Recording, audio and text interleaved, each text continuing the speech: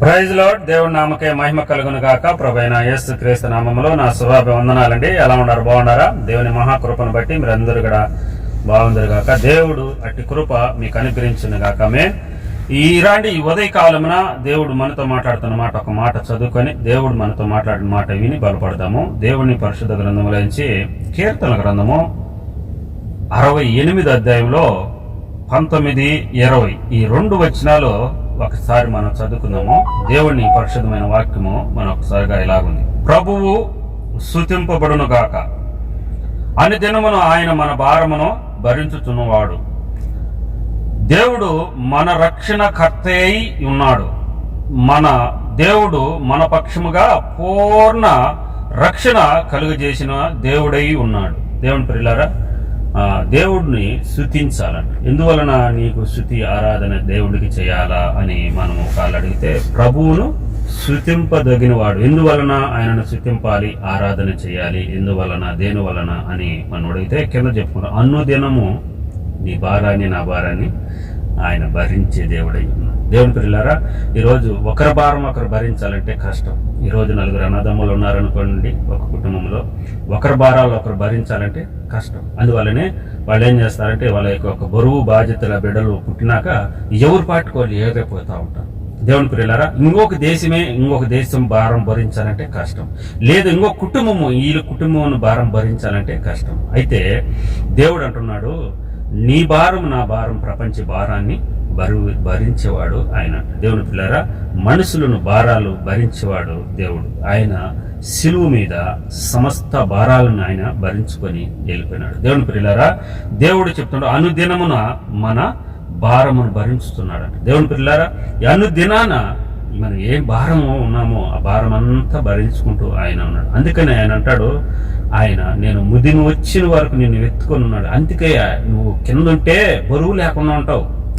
నువ్వు ఎక్కడో ఉంటే ఆయన నా భారం ఎలా మోస్తున్నాడు అని నువ్వు అనుకుంటావు. ఆయన అంటున్నాడు, నిన్ను ముదిమి వచ్చే వరకు, అంటే నీకు తెల్లెంటుకలు నరిచినంత వరకు కూడా నిన్ను ఎత్తుకొని సంఖలో పెట్టుకుంటున్నాడట. కాబట్టి నువ్వు ఎత్తుకున్నోడికి కదండి బరువు.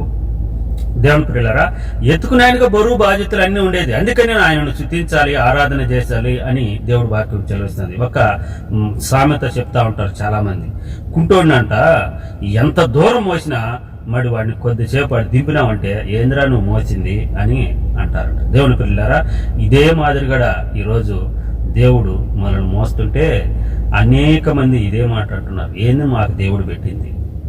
కుంటోడిని ఎంత దూరము వాడిని భుజాల మీద మోసుకొని పోయినా దింపుతానే, ఏంద్రా నువ్వు మోసింది నన్ను అని అన్నట్టు, ఏంది మాకు దేవుడు పెట్టింది, మా సంపాదనతో మేము బతుకుతున్నాం, మాకు ఏంది దేవుడు పెట్టేదని చాలా మంది అంటారు. దేవుని ప్రియులారా, దేవుడు వాక్యం చదివిస్తున్నది, అనుదినము మన భారమును భరించేవాడై ఆయన ఉన్నాడు. దేవుని ప్రియులారా, అందుకని కల్వర్షిలో ఆయన ప్రాణం పెట్టాడు. అందుకని కింద వచ్చినము ఒక మాట రాయబడినది మనం చదువుకున్నాము, దేవుడు మనకు పూర్ణ రక్షణ కర్త అయి ఉన్నాడంట. మన దేవుడు మన పక్షముగా పూర్ణ రక్షణ కలుగు చేసిన దేవుడై ఉన్నాడు. మరణమును తప్పించుటకును ప్రభు అయిన యెహోవా వశము అని చెప్తాను వారికి. దేవుని ప్రియులారా, మరణాన్ని నుంచి కూడా తప్పించేది ఎవరి వశంలో ఉన్నదంటే దేవుడి వశంలోనే ఉంది. ఈరోజు అకాలమైన మరణాలు కావచ్చు, అకాలమైన స్థితిలో కావచ్చు, మనం చూస్తుంటాం. వయసు లేదు చూడండి దేవుడి ప్రియులారా.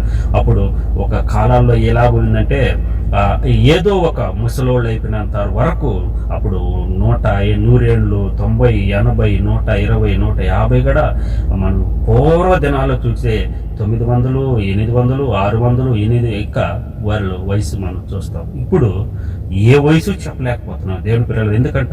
అంటే దేవుణ్ణి స్తుతించలేని పిల్లలు అయి ఉన్నాం కనుక, ఎవరైతే మనం భారం భరిస్తున్నామో, ఎవరైతే మనల్ని భరిస్తున్నాడో ఆయనను స్తుతించినప్పుడు, ఆయన ఆ సంకలం నుంచి కింద వేసినప్పుడు మన జీవితము పైసలైపోతుంది. దేవుని ప్రియులరా, ఆయన కుమ్మరిగా పోల్చుకున్నాడు. దేవుని ప్రియుల, కుమ్మరి చేతిలో మన కుండగా ఉంటే మనం బాగానే ఉంటాం. ఆయన ఇది పనికిరాదని కింద పారేసినట్టు మన జీవితం ఏమవుతుందండి, మొక్కలు చెక్కలైపోతుంది.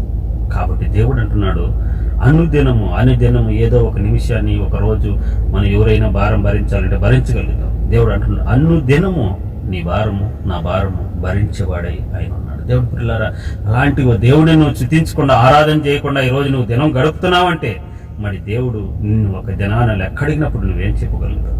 దేవుని పిల్లరా, ఒకసారి ఆలోచించు. ఒకసారి నువ్వు దేవుడిని నీ జీవితంలో ఎన్ని కార్యాలు దేవుడు చేసినాడో, ఎన్ని అపాయాలు నీ చిత్తులోంచి తప్పించుకొని ఇచ్చినాడో నువ్వు ఒకసారి ఆలోచించు. నువ్వు ఎన్ని మాటలు దేవుడిని చూపించినా నీ రుణము నా రుణము దేవుడిని తీర్చలేము. ఆయన అంటాడు, అనుదినము నీ భారం నేను భరిస్తాను. నీ పూర్ణ రక్షణ కలిగి చేసేదానికి ఆయన నీ కాపుదలుగా నీకు వచ్చినట్టు. ఆయన ఏం చేస్తున్నాడు? రక్షణ ఎలా కలుగుతుంది మనుషులకు అంటే, మనిషి ఇప్పుడు మనం చూస్తాం దేశాన్ని చుట్టూ ఈ యొక్క మిలిటరీ పెట్టుకుంటారు. ఎందుకంటే అది ఒక రక్షణగా దేశాల చుట్టూ ఆ మిలిటరీని పెట్టుకుంటారు. ఎందుకంటే శత్రు మన లోగానికి రానికుండా వాళ్ళు కాపాడేదానికి పెట్టుకుంటారు. ఒక ఇల్లుగా ఏదైనా పెద్ద ఆఫీసే ఉన్నా కానీ సెక్యూరిటీని పెట్టుకుంటారు. ఎందుకంటే అతడు మనకు కాపాడుతాడు, రక్షిస్తాడు అని. దేవుడు కూడా అలా మనల్ని సృష్టించిన దేవుడే ఎక్కడో నా బిడ్డలు ఉంటే వాళ్ళు దారి తొలగిపోతారని ఆయన కౌగిట్లో, ఆయన చేతిలో, ఆయన హస్తంలో ఆయన భద్రపరుచుకొని కాపుదలు చేసుకుంటాడట. దేవుని పిల్లారా, ఈరోజు మనము ఆయన చేతుల నుంచి జారిపోయి స్తుతించకుండా, ఆరాధన చేయకుండా, ఆయన చేతిలోనే మనం బ్రతుకుతూ మనం ఆయనను స్తుతించకుండా, ఆయన ఎవరో మనకు తెలియకుండా మనం జీవిస్తే మన జీవితం ఎలాంటిదో ఒకసారి ఆలోచన. అసలు మన జీవితం ఏంటిదో మనం ఎప్పుడైనా ఆలోచించాము. దేవుని పిల్లారు, ఈ మట్టి చూడండి, ఈ మట్టికి ఎంత శక్తినిచ్చాడు దేవుడు. ఇది మట్టి కాదండి, దీనికి ఏమన్నా ఉందా? దీనికి ఆధారం ఏమన్నా ఉందా? ఒక చెట్టుని చూస్తే అది భూమిలోకి పాతుకొని అది ఒక నిలబడేదానికి అధికారం అన్న ఒక బలం అన్నా ఉన్నది. మనకు నీకు నాకేముందో చెప్పండి? ఏ బలం ఉందండి? కొరుకురా ప్యాకెట్ తినేస్తే గాలి కొట్టుకొని భూమి మీద కొట్టుకోమన్నట్టు మన నడక కానీ మన జీవితం కానీ ఉంది. కానీ మనకి ఏముంది ఆధారం చెప్పండి? భూమి మీద చెట్టుకు ఒక ఆధారం ఉంది. అది లోతుగా ఏర్లు దింపుకొని అది నిలబడేదానికి ఆధారం ఉంది. మరి నీకు నాకు ఒక కొరుగురు ప్యాకెట్ పిల్లలు తినేసి పారేస్తే కొట్టుకోమన్నట్టే కదా మన నడకంతా కూడా. దేవుని పిల్లరా, దేవుడు సెలవిస్తున్న మాట ఏంటంటే, ఆయన అనుదినము నీ భారం నా భారం భరిస్తాడు. అందుకని దేవుడు అంటున్నాడు, అనుదినమును ఆయనను స్తుతించండి, ఆరాధన చేయండి. అందుకే ప్రభువు స్తుతినందునుగాక.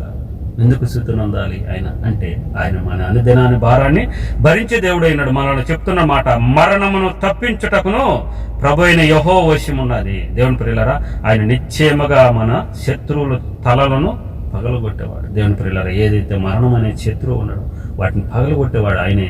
మరణాన్ని తప్పించేవాడు ఆయనే.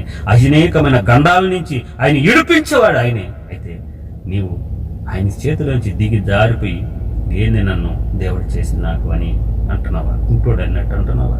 కుంటోడు ఏమంటాడు? ఎంత దూరం మోసినా ఏంది నువ్వు నన్ను మోసింది? తల్లి అయినా కానీ అతడు ఊడిగంపులు చేసి వాడికి 20 ఏళ్ళు 30 ఏళ్ళు వచ్చినా కానీ ఏంది నువ్వు నాకు పెట్టింది అంటాడు. అలాగే కదా నేను అంటున్నావు.